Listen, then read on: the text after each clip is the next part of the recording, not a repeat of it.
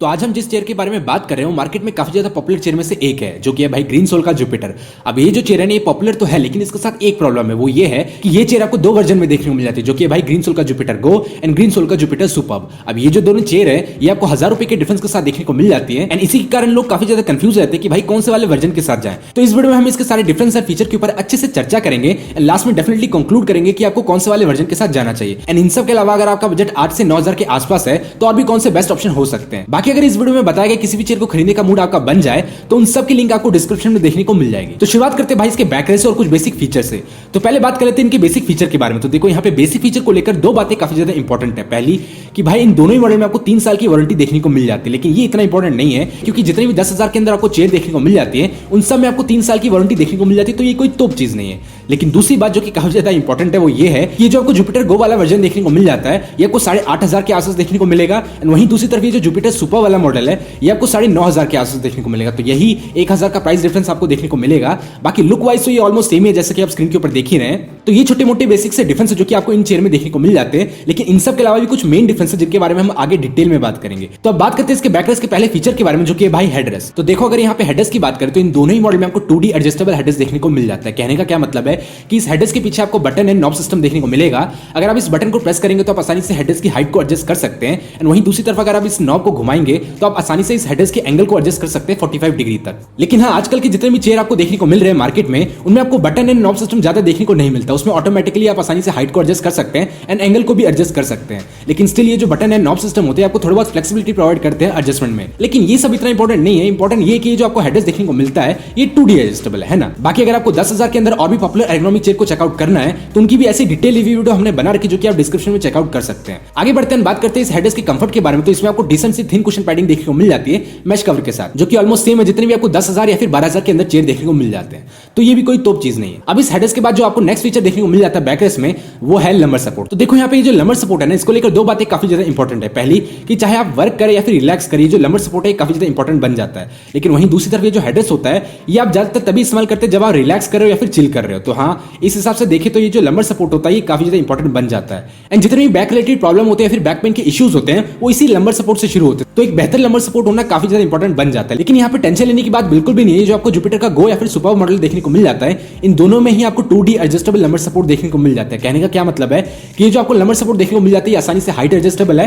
And पीछे देखिए knob की मदद से आप आसानी से इसकी डेप्थ को भी एडजस्ट कर सकते हैं। कहने का क्या मतलब है कि आप इसे फॉरवर्ड या फिर बैकवर्ड भी एडजस्ट कर सकते हैं। तो हाँ, यहाँ पे लंबर सपोर्ट और हेडरेस्ट के मामले में जो चेयर है ये काफी ज्यादा बेहतर ऑप्शन में से एक बन जाता है। इन सब के अलावा एक और बात काफी ज्यादा इंपॉर्टेंट है बैकरेस्ट से रिलेटेड, वो ये है ये जो बैकरेस्ट आपको दोनों मॉडल में देखने को मिल जाता है वो मैश क्वालिटी का है। कहने का क्या मतलब है कि इसमें आपको अच्छा खासा एयर सर्कुलेशन देखने को मिल जाता है, जिसके कारण इसमें आपको स्वेटिंग की इश्यूज काफी ज्यादा कम देखने को मिलेंगे। तो अगर आप गर्मी के प्रोस्पेक्टिव से कोई चेयर ले रहे हैं या फिर स्वेटिंग के प्रोस्पेक्टिव से कोई चेयर ले रहे हैं तो ये जो मैश क्वालिटी वाले चेयर होते हैं काफी ज्यादा बेहतर ऑप्शन बन जाते हैं। लेकिन हाँ, यहाँ पे एक और बात काफी ज्यादा इंपॉर्टेंट है इन दोनों ही मॉडल से रिलेटेड कि इन दोनों ही मॉडल में जो आपको मैश क्वालिटी देखने को मिल जाती है वो AN70 है। सिंपल भाषा में अगर बात करते हो जो मैश की क्वालिटी है वो काफी ज्यादा बेहतर है। इसकी AN70 होने के कारण इसमें आपको डबल स्टिचिंग देखने को मिल जाती है, जिसके कारण इसकी जो बिल्ड क्वालिटी होती है काफी ज्यादा बेहतर बन जाती है। हाँ, अगर यहाँ पे कुछ लोग सोच रहे हैं कि भाई ये तो मैश क्वालिटी तो इसकी लाइफ कितनी होगी, तो देखो अगर आप मैश क्वालिटी वाले चेयर से ज्यादा पंगे ना लें तो भाई चलाने को तो ये चेयर काफी लंबा चल जाती है। अब यहाँ पे दोनों ही मॉडल से रिलेटेड एक सवाल काफी ज्यादा इंपॉर्टेंट है कि भाई देख फीचर वगैरह तो ठीक है, लेकिन ये जो चेयर है ये कौन सी हाइट वाले लोगों के लिए ज्यादा सही रहेगी। तो देखो यहाँ पे जो कंपनी है उनका कहना तो ये कि अगर आपकी हाइट 5 फीट से लेकर 6 फीट तक है तो आप इस चेयर के साथ जा सकते हैं। लेकिन मैं आपको सजेस्ट करूंगा कि अगर आपकी हाइट 5'3", 5'4" से लेकर 6 फीट तक जाती है तो भाई अंधा आप इस चेयर के साथ जा सकते हैं, आपको ये चेयर आराम से जम जाएगी। यहाँ पे ये सजेस्ट करने का लॉजिक ये है कि देखो अगर आपकी हाइट 5'3", 5'4" से कम है तो मे भी आपको फुट सपोर्ट इतना अच्छा देखने को नहीं मिलेगा एंड हेड सपोर्ट भी इतना अच्छा आपको देखने को नहीं मिलेगा। लेकिन हाँ, यहाँ पे इन दोनों ही को लेकर एक अच्छा खासा जुगाड़ है कि देखो अगर आपकी हाइट कम है और तब भी आपको इस चेयर के साथ जाना है, या फिर अगर आप किसी भी चेयर के साथ जाते हैं जहां पे आपको फुट सपोर्ट इतना अच्छा देखने को नहीं मिलता है, तो आप क्या काम कर सकते हैं कि आप एक एडिशनल फुटरेस्ट के साथ जा सकते हैं जो कि आपको 500 से 1000 के आसपास देखने को मिलेगा। तो उससे भाई ये वाली प्रॉब्लम सॉल्व हो जाएगी। बाकी अगर यहाँ पे हेड सपोर्ट की बात करें तो देखो ये जो दोनों ही मॉडल आपको देखने को मिल जाते हैं जुपिटर गो या फिर जुपिटर सुपर्ब, ये दोनों ही चेयर आपको मिड बैक वर्जन में भी देखने को मिल जाते हैं। तो भाई ये प्रॉब्लम भी यहाँ पे सॉल्व हो जाती है। एंड ये जो मिड बैक वाला वर्जन है आपको 1000 रुपए और कम पड़ेगा, जिसमें आपको हेडरेस्ट देखने को नहीं मिलेगा, लेकिन बाकी सारे features, difference, pros and cons सारे सेम है। बाकी अगर आपकी हाइट शॉर्ट है या फिर अगर आप मिडवेक वर्जन में कोई चेयर खरीदना चाहते हैं 3 से 4 हजार के बजट में, तो आप सेलबेल के C104 के साथ जा सकते हो। काफी ज्यादा बेहतर ऑप्शन में से एक है मिडवेक वर्जन में। बाकी हम और भी मिडवेक चेयर की लिंक डिस्क्रिप्शन में डाल देंगे, जो कि आप चेकआउट कर सकते हैं। बाकी इन सारे फीचर एंड सवाल के अलावा एक और पॉइंट है जो कि आपको इस चेयर में देखने को मिल जाता है दोनों ही वर्जन में,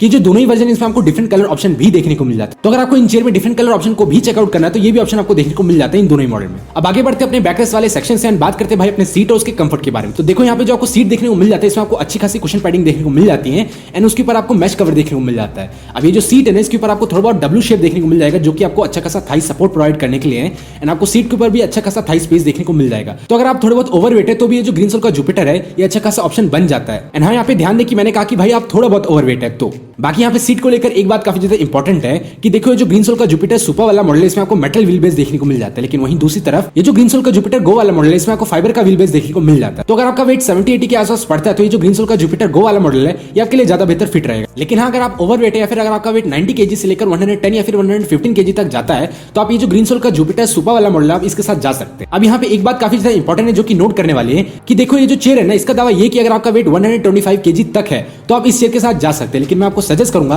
कि अगर आपका वेट 110 या फिर 115 kg तक जाता है तो ही आप इस चेयर के साथ जाए। उसके पीछे कारण ये है कि देखो ये जो चेयर है इसे हमें 2 से 3 महीने नहीं चलाना है ना। बाकी चेयर से रिलेटेड एक बात है जो कि मैं हर वीडियो में सजेस्ट करता हूं कि देखो अगर आप एक नए चेयर के साथ जाते हैं तो उसको कम से कम 1 से 2 वीक का टाइम दे ताकि वो आपकी बॉडी के अकॉर्डिंगली एडजस्ट हो सके। 1 से 2 दिन में जजमेंट ना करे, है ना। तो देखो इसी टिप के साथ आगे बढ़ते हैं, बात करते हैं भाई इस चेयर के आर्मरेस्ट के बारे में। तो देखो ये दूसरा पॉइंट है जहां पे आपको इन दोनों मॉडल में डिफरेंस देखने को मिलेगा व्हील बेस के बाद। तो देखो डिफरेंस ये है कि जो ग्रीनसोल का जुपिटर सुपर वाला मॉडल है इसमें आपको 2D एडजस्टेबल आर्मरेस्ट देखने को मिलता है। कहने का क्या मतलब है कि आप इसके आर्मरेस्ट को हाइट एडजस्ट भी कर सकते हैं, फॉरवर्ड बैकवर्ड भी एडजस्ट कर सकते हैं। लेकिन वहीं दूसरी तरफ ये जो ग्रीनसोल का जुपिटर गो वाला मॉडल है इसमें जो आपको आर्मरेस्ट देखने को मिलता है वो सिर्फ 1D एडजस्टेबल ही है। तो हाँ, ये एक दूसरा डिफरेंस है जो कि आपको व्हील बेस के बाद देखने को मिलता है इन दोनों ही मॉडल में। बाकी यहाँ पे आर्मरेस्ट को लेकर 2 बातें काफी ज्यादा इंपॉर्टेंट है। पहली बात ये है कि देखो ये जो आर्मरेस्ट आपको देखने को मिलता है दोनों ही मॉडल में ये PU मटेरियल का है, जो कि भाई ना ही ज्यादा हार्ड होता है और ना ही ज्यादा सॉफ्ट होता है। इसका जो फील होता है वो थोड़ा बहुत रबर टाइप का होता है। एंड हाँ, यहाँ पे जो PU मटेरियल है ना ये आपको सारी ऑफिस या फिर गेमिंग चेयर में देखने को मिल जाता है। एंड दूसरी बात जो कि काफी ज्यादा इंपॉर्टेंट है वो ये है कि देखो आप जब भी किसी भी चेयर के साथ जाए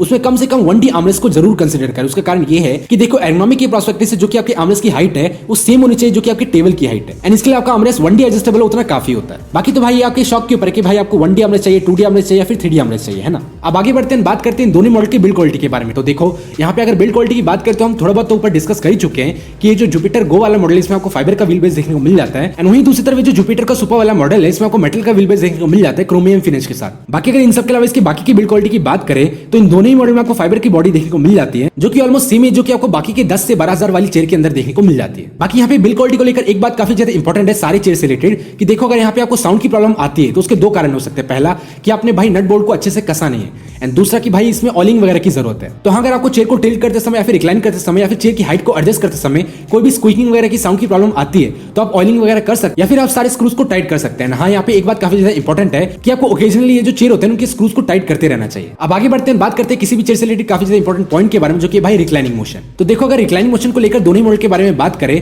तो देखो एक लाइन में कहना चाहूंगा कि इन दोनों मॉडल में आपको सिंक्रोनस टिल्टिंग देखने को मिल जाती है मल्टीपल लॉकिंग फीचर के साथ। अब यहाँ पे मल्टीपल लॉकिंग का मतलब ये है कि आप इस चेयर को 90 से लेकर 135 डिग्री तक टिल्ट कर सकते हैं या फिर रिक्लाइन कर सकते हैं। एंड इन सब के अलावा इस चेयर को आप 3 एंगल के ऊपर लॉक कर सकते हैं। पहले तो भाई वही नॉर्मल पोजीशन है जो कि भाई 90 डिग्री, दूसरा भाई 110 डिग्री एंड तीसरा भाई 135 डिग्री।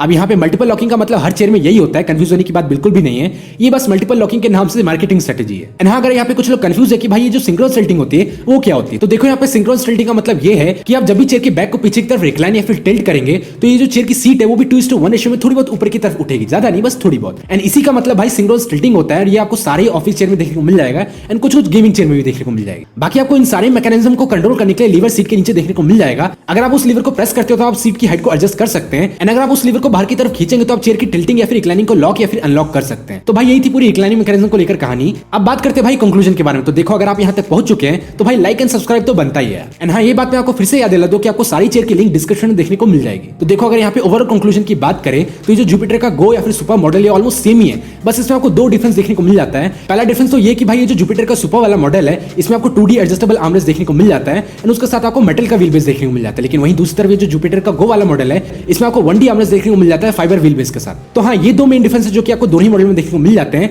बाकी लुक वाइज भाई ये दोनों ही चेयर ऑलमोस्ट सेम है। तो अगर आपका वेट 80 से 90 केजी के आसपास पड़ता है तो आप जुपिटर के गो वाले मॉडल के साथ जा सकते हैं। एंड अगर आपका वेट इससे ज्यादा है, फिर अगर आप बेहतर बिल्ड क्वालिटी चाहते हैं तो आप सुपर मॉडल के साथ जा सकते हैं। बाकी मैं आपको यहाँ पे 8 से 8,500 के बीच में ग्रीन सोल के न्यूयॉर्क को भी सजेस्ट करना चाहूंगा। उसके फीचर आपको कुछ Jupiter Go and Jupiter super के बीच में देखने को मिलेंगे। उसमें आपको मेटल का व्हील बेस देखने को मिल जाता है, लेकिन वहां पे आपको आर्मरेस्ट जो देखने को मिलता है वो 1D है। तो हाँ, आप यहाँ पे अंदाजा लगा सकते हैं कि क्यों मैंने कहा कि उसके फीचर दोनों के बीच में पड़ते हैं। तो हाँ, ये भी एक अच्छा खासा ऑप्शन बन जाता है जो कि आप कंसिडर कर सकते हैं। तो यही था भाई detail review video about Green Soul के Jupiter Go and Super Model के बारे में। बाकी अगर आपका बजट 5,000 के आसपास है और तब भी आप एक बेहतर एर्गोनॉमिक चेयर चाहते हैं तो आपको उसकी भी ऐसी डिटेल रिव्यू वीडियो डिस्क्रिप्शन में देखने को मिल जाएगी, जिसे आप चेकआउट कर सकते हैं। बाकी अगर आपको ऐसी चेयर से रिलेटेड या फिर प्रोडक्टिविटी से रिलेटेड वीडियो देखना पसंद है तो आप हमारे चैनल को सब्सक्राइब कर सकते हैं। बाकी मिलते हैं अगली वीडियो में एक नए चेयर के साथ, तब तक के लिए गुड बाय।